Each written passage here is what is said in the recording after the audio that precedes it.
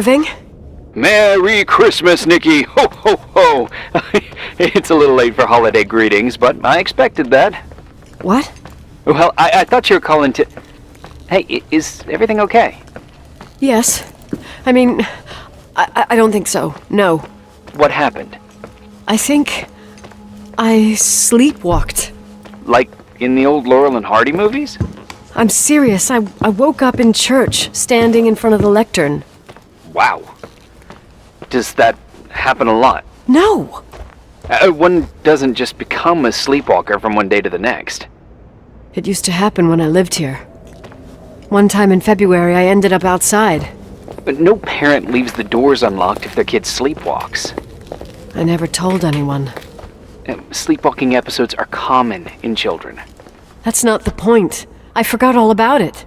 Then I come back here and it happens again. If I ended up in that church, maybe there's a reason. Sometimes following your instinct is the best thing. Yeah. I'll do that. Oh, Irving? Yeah? I like that you call me Nikki. Merry Christmas. Merry Christmas, Nikki.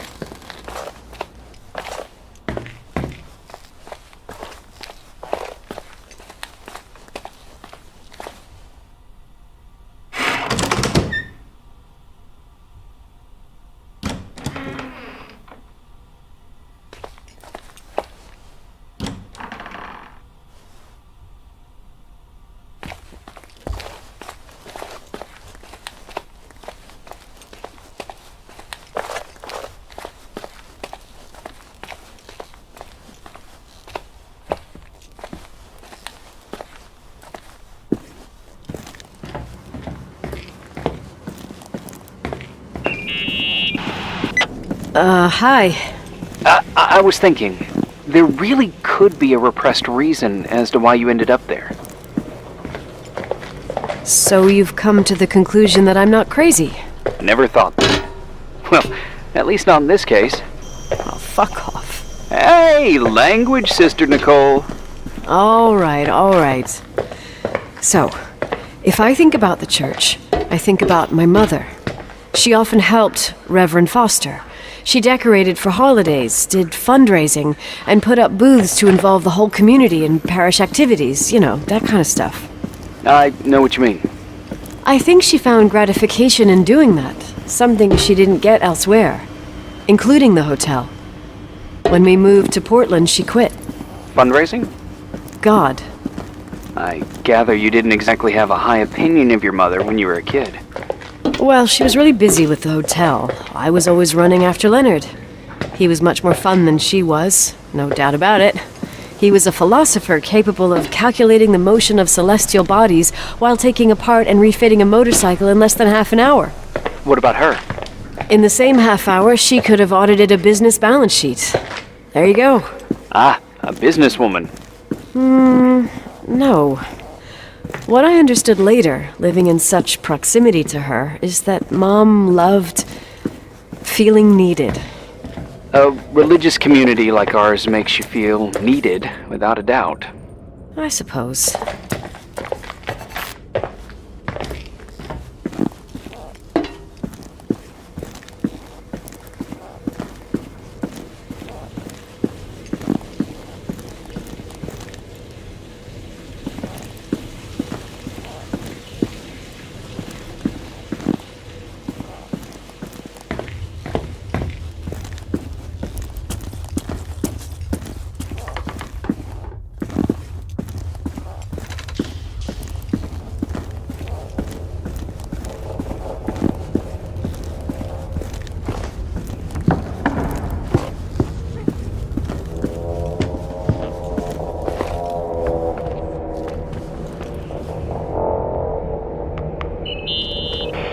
Nikki?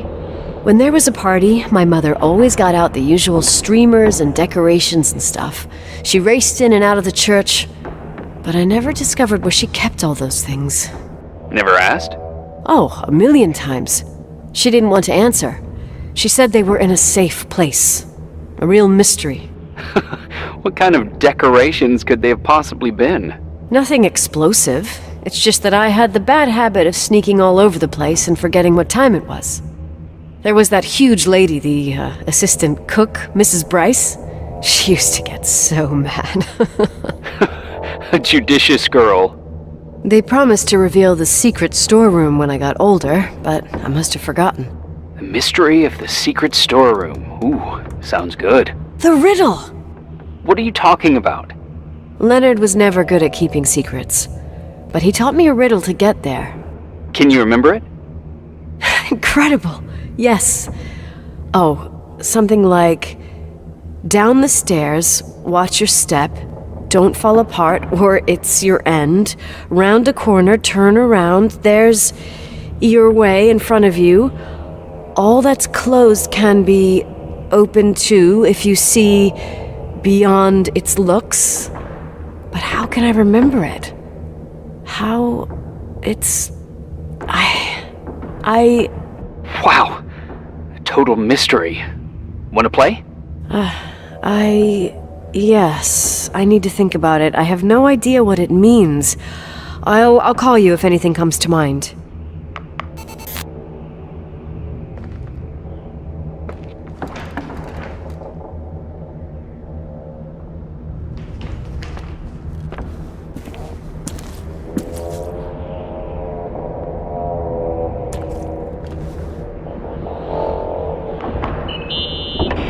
Someone broke into the church. Some fucking screwed up camper. Oh, your father left it open for mountain wanderers. Goddamn sons of...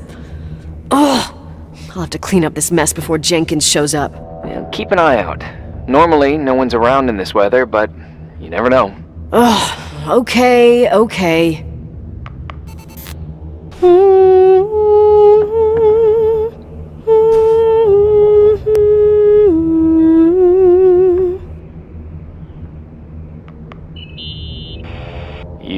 practicing for the church choir now? Ah, I know this tune. The souls that come out of their graves. It's from the book of Revelation. Can I ask you about your mysterious father, who you only sort of mention? My father was nothing like Leonard. Well, I don't know what happened between you, but if you want to talk about it, I will. But not now. It's complicated. Yeah, I get that. Believe me, I do. Thanks.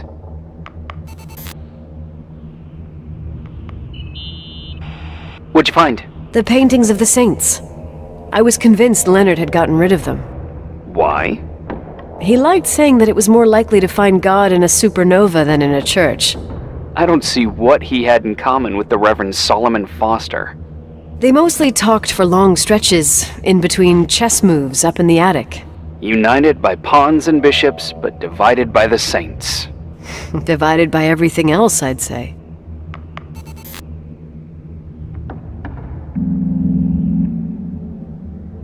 You want to play the organ in a church in the middle of the night?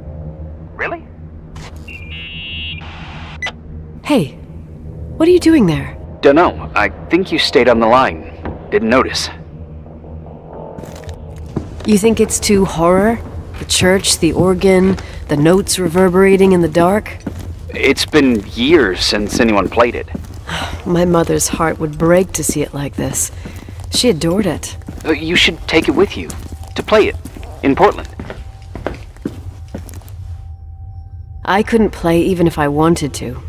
I never learned. I don't think playing the organ is a crucial thing these days. Yeah, right. Tell that to my mom. Essential part of a woman's education, I must admit. Oh, poor Mom.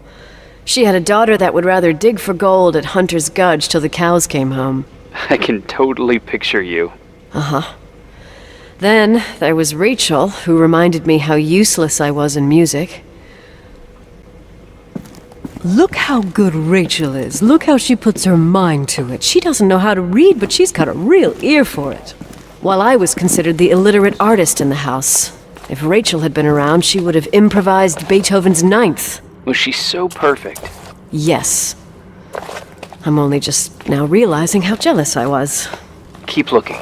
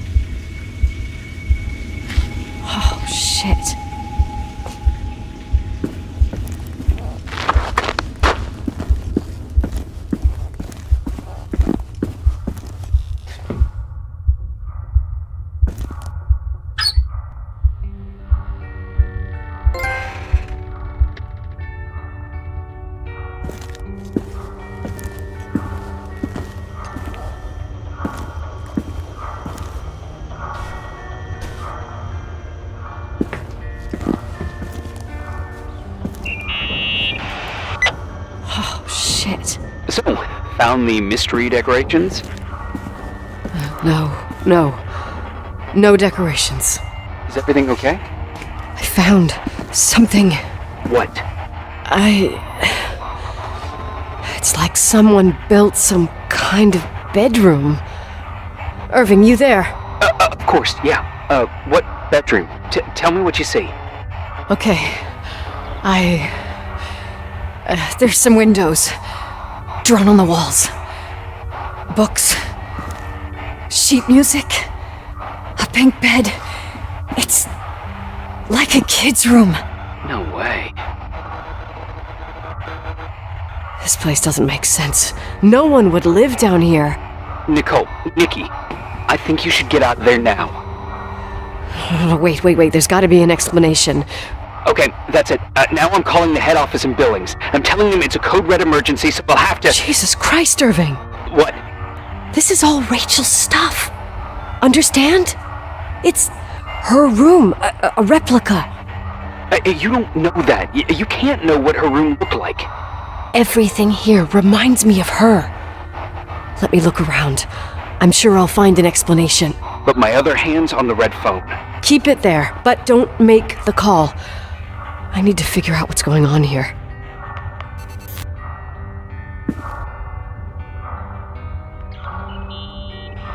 Hey, can I make that call now? You hear this sound? Come on! Listen. Hear it now? What is it?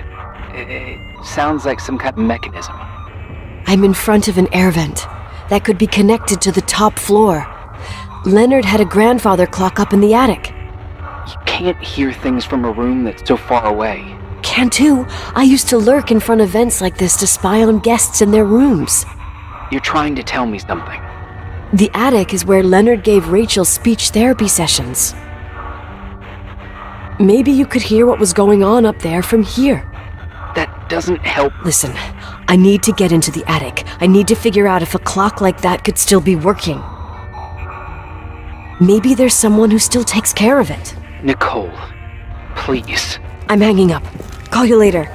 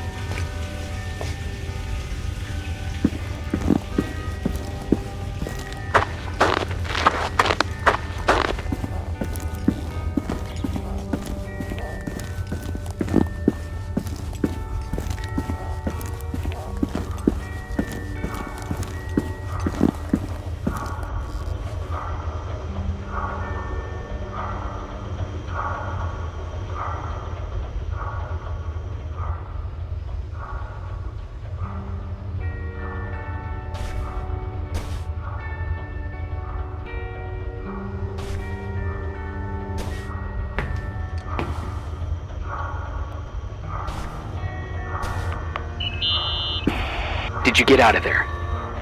You know by any chance if Rachel wore a retainer? Maybe. There was an article saying they hadn't found it at the site of the suicide. I remember. She always made a horrible noise when she clipped it onto her palate with her tongue. What does Rachel's retainer have to do with anything? I found a box. It could be hers. Why should someone keep a 10-year-old retainer? Maybe they're not just keeping it. Maybe they're using it. The box is empty. No way. I can't... Let me go on.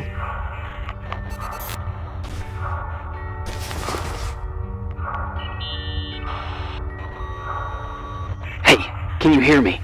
Yes. We have to call someone. You have to get out of there right now. No. I found a key. It's from my old music box. The one in Leonard's room. I'm having a hard time following. If everything in here is Rachel's, then why is my music box's key here? I don't know and I don't want to know. Tell you what I think? Someone could have been in your room. It doesn't matter. How can you be so calm? If someone was in there, he's not here now. I need to grab the chance to figure out what the hell is going on, or went on, here.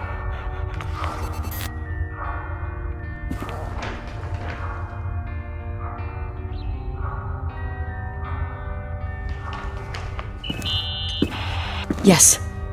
Cole, listen. I already know what you're gonna say, but please trust me. Get out of there. Please, you're not helping.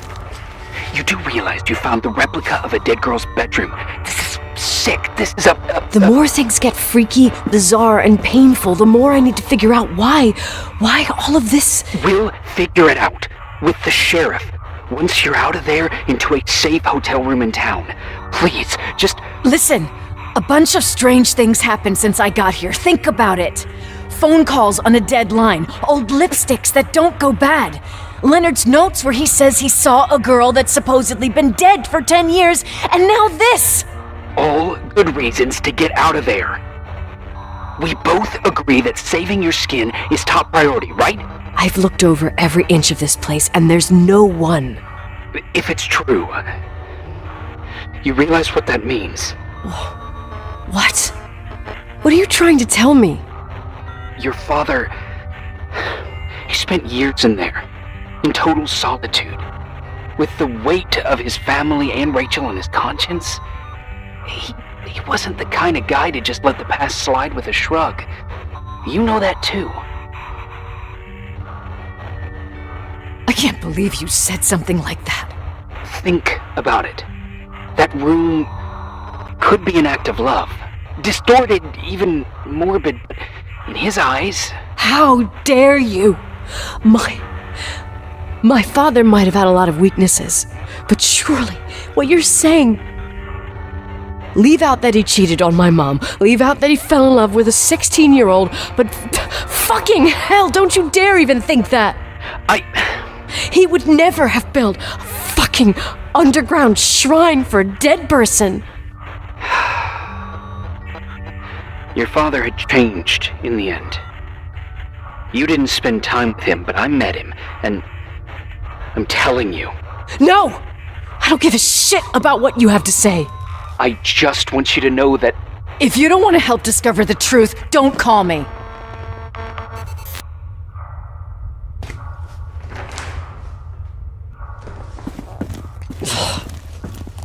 Asshole. How dare you? You don't know shit. You don't know fuck. Finally, a bit of peace and quiet.